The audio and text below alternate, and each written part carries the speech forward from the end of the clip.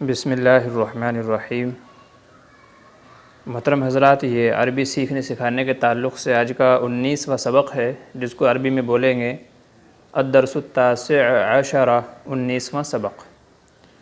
آج کے سبق کے اندر اسم کی اقسام کو بیان کرنا مقصد ہے۔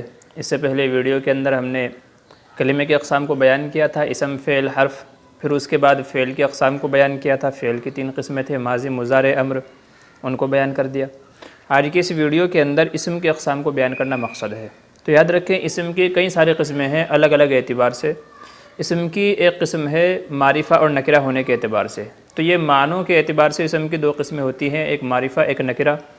اسم معرفہ وہ اسم کہلاتا ہے کہ جو کسی خاص شے کا نام ہو، خاص شے کے نام کو بولا جائے تو وہ اسم معرفہ کہلاتا ہے، جیسے تاج محل، جیسے حامد، ساجد، ماجد، مسجد۔ تو یہ چیزیں ایسی ہیں کہ یہ خاص شے کا علم ہے، جب ہم یہ بولتے ہیں تو ہم کو ایک خاص متعین چیز ہمارے سمجھ میں آ جاتی ہے کہ اس سے یہ چیز مراد ہے، تو اس کو معرفہ کہا جاتا ہے۔ اسم نکرہ دوسری قسم ہے۔ اسم نکرہ، اسم نکرہ وہ اسم کہلاتا ہے کہ جو کسی خاص شے کا نام نہ ہو، بلکہ کسی چیز کا نام تو ہو لیکن خاص نہ ہو، یعنی جب وہ چیز بولا جائے تو نام تو سمجھ میں آئے لیکن کس کا ہے کس کا نہیں ہے یہ بات سمجھ میں نہ آئے، تو اس کو نکرہ کہا جاتا ہے۔ تو اسم نکرہ کہا جاتا ہے کہ جو کسی خاص شے کا علم اور نام نہ ہو، جیسے قلم، دوات، شہر۔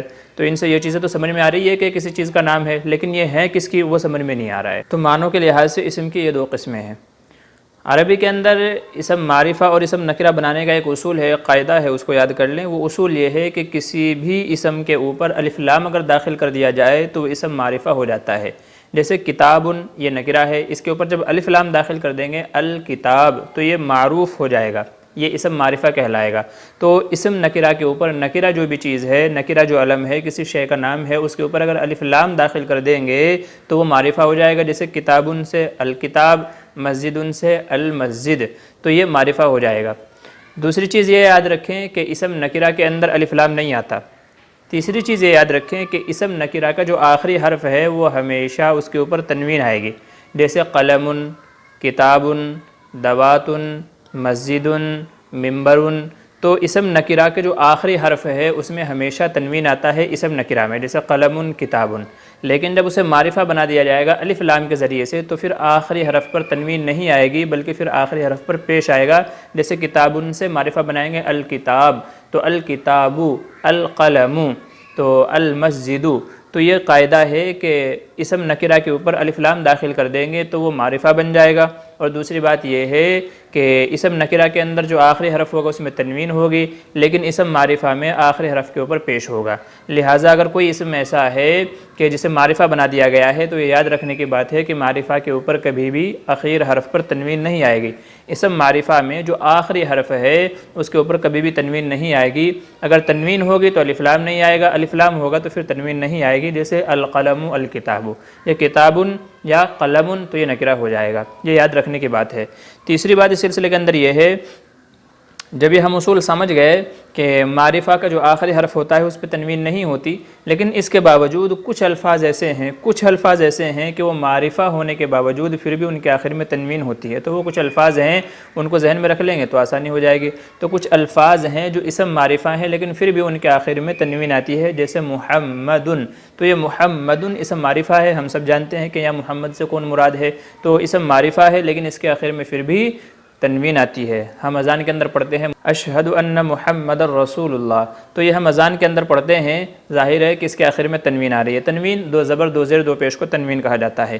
تو کچھ اسم معرفہ ایسے ہیں کہ جو باوجود یہ کہ معرفہ ہے لیکن پھر بھی ان کے آخر میں تنوین آتی ہے، جیسے محمد رسول۔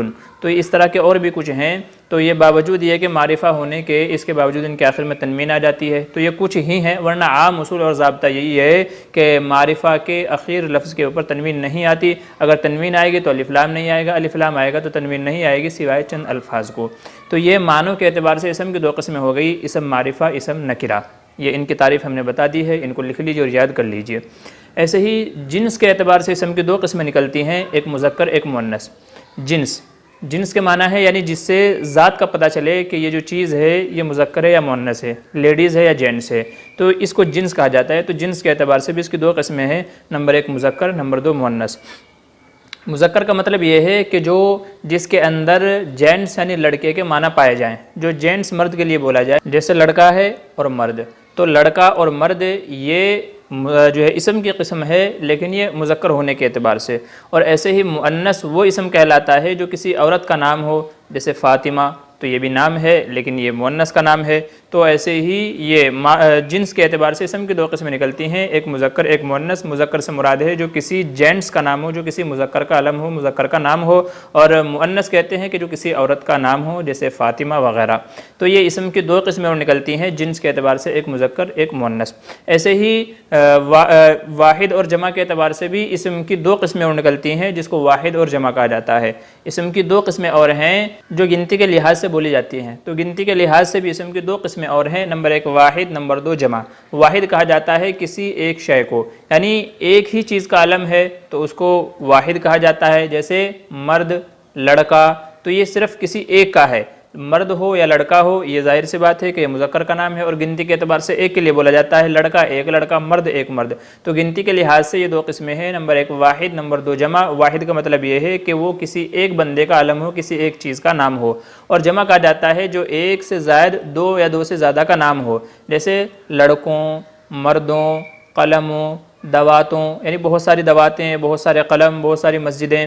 تو یہ گنتی کے لحاظ سے اسم کی دو قسمیں نکلتی ہیں، نمبر ایک واحد جو ایک کے لیے بولا جائے، نمبر دو جمع جو دو یا اس سے زیادہ کے لیے بولا جائے. تو گنتی کے لحاظ سے اسم کی یہ دو قسمیں نکلتی ہیں. ایسے ہی بناوٹ کے لحاظ سے اسم کی کچھ اور قسمیں ہیں.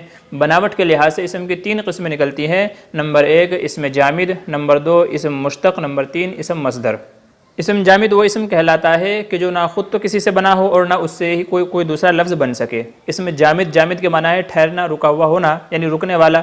مطلب یہ ہے کہ اسم جامد وہ اسم کہلائے گا کہ نہ تو خود وہ کسی سے بنا ہو اور نہ اس سے آگے کوئی لفظ بن سکے، بلکہ وہ اپنی ذات کے اندر تنہا اور یکتا ہو، جیسے حامد، جیسے قلم، دوات، کرسی. تو یہ الفاظ ایسے ہیں کہ جو اپنی ذات کے اندر ہیں، نہ یہ کسی سے بنے ہیں، یہ خود اپنی ذات کا علم ہے. قلم یہ اپنا اس کا معنی اور یہ اس کا اپنا معنی ہے اور یہ اپنے لحاظ سے خود بخود بنا ہے. جب ہم قلم بولیں گے تو ہم کو سمجھ میں آ جائے گا کہ ہم کیا بول رہے ہیں. تو یہ نہ تو خود کسی سے بنا ہے اور نہ اس سے آگے کوئی دوسرا لفظ بن سکتا ہے. تو اس میں جامد وہ اسم کہلاتا ہے جو نہ خود کسی سے بنا ہو، نہ اس سے کوئی دوسرا لفظ بن سکے، بلکہ وہ اپنی ذات کے اندر تنہا اور یکتا ہو، جیسے قلم، دوات، کرسی، میز، یہ ساری چیزیں ہیں کہ نہ ان سے کچھ بن سکتا ہے اور نہ یہ کسی سے بنے ہیں. اسم مصدر وہ اسم کہلاتا ہے کہ جو خود تو کسی سے نہ بنا ہو لیکن اس سے بہت سارے الفاظ بن سکتے ہوں. جو خود تو کسی سے نہ بنا ہو لیکن اس سے بہت سارے جو ہے الفاظ بن سکتے ہوں، جیسے لکھنا، پڑھنا، کرنا، جانا، آنا. تو یہ اگرچہ خود کسی سے نہیں بنے ہیں لیکن جب ان کے ساتھ ہم کوئی دوسرا لفظ جو ہے ملا دیں گے تو پھر اس سے بہت ساری چیزیں اور بہت ساری چیزوں کے نام اور بہت ساری جو ہے اس سے اصول اور ضوابط بن جائیں گے اور کئی سارے معنی سے سمجھ میں آ جائیں گے. جیسے حامد کا جانا اچھا لگا، جیسے اس کا آنا ہمیں اچھا لگا، اس کی لکھائی، اس کی پڑھائی اچھی ہے. تو یہ اگرچہ یہ خود کسی سے نہیں بنے ہیں لیکن اس سے اور بہت سارے دوسرے سینٹنس اور جملے بن سکتے ہیں. تو اسم مصدر وہ ہے جو خود تو کسی سے نہ بنا ہو لیکن اس سے اور دوسرے بہت سارے الفاظ بن سکتے ہوں. تو یہ دوسری قسم ہے اسم مصدر. تیسری قسم ہے اسم مشتق. اسم مشتق کا مطلب یہ ہے کہ جس کو قاعدے کے مطابق مصدر سے بنایا جائے. مصدر جیسے لکھنا، پڑھنا ہے تو اسم مصدر سے اسم مشتق بنایا جاتا ہے. اسم مصدر ہو گیا جیسے لکھنا، پڑھنا، تو اسی لکھنے پڑھنے سے اسم مشتق بنتا ہے، جیسے لکھائی، پڑھائی، اس کی لکھائی، اس کی پڑھائی، اس کی اچھائی، اس کی برائی. تو اسم مشتق یہ اصل میں اسم مصدر سے ہی بنایا جاتا ہے. تو اسم مشتق کہلاتا ہے کہ جس کو اصول اور ضابطے، جو بھی اصول ضابطے ہیں ان ضابطوں اور قواعد کے مطابق اسم مصدر سے اسم مشتق کو بنایا جاتا ہے، جیسے لکھائی، پڑھائی اور بہت سارے دوسرے سینٹنس ہیں. تو یہ اسم کے بناوٹ کے اعتبار سے تین قسمیں نکلتی ہیں، نمبر ایک اسم جامد، نمبر دو اسم مصدر، نمبر تین اسم مشتق. تو یہ اسم کے جو ہے کچھ قسمیں ہیں، الگ الگ لحاظ سے، الگ الگ اعتبار سے. یہ ان کو لکھ لیجئے چونکہ بولنے میں اور آگے ان کو سمجھنے میں اور جو الفاظ ہم سینٹنس بنائیں گے ان میں ان چیزوں کا بڑا دخل ہے، لہٰذا ان کی تعریف لکھ لیجئے اور جو مثالیں ہم نے بیان کی ہیں ان مثالوں کو لکھ لیجئے. آج کی ویڈیو کے اندر یہی بتانا تھا کہ اسم کی بھی کچھ جو ہے قسمیں نکلتی ہیں. انشاءاللہ اگلی جو ویڈیو ہے اس کے اندر حرفوں کی جو قسم ہوتی ہے، چونکہ فعل کی قسمیں بیان کر دی، اسم کی قسمیں بیان کر دی. اب جو حرف رہ گیا ہے، کیونکہ کلمے کی تین قسمیں تھی، اسم، فعل، حرف، تو اسم کی قسمیں ہو گئی، فعل کی قسمیں ہو گئی، حرف رہ گیا ہے. تو انشاءاللہ آگے ویڈیو کے اندر حرف کی اقسام کو بیان کر دیا جائے گا. یہ اقسام بیان ہو جائیں گے، پھر انشاءاللہ اس کے بعد عربی کے کچھ جملے، کچھ سینٹنس اور کچھ اہم چیزیں انشاءاللہ نوٹ کرا دی جائیں گی. انشاءاللہ وہ آپ سیکھ جائیں گے تو عربی کا ایک بڑا وافر حصہ آپ کو لگے گا کہ ہاں ہم سیکھ گئے ہیں. تو آج کی ویڈیو کے اندر یہی، اس کو اچھے سے لکھ لیجئے، سمجھ لیجئے اور اس کو اپنے نئے الفاظ کے اندر بولنے کی مشق کیجیے۔ آج کی ویڈیو کے اندر اتنا ہی، فقط و سلام۔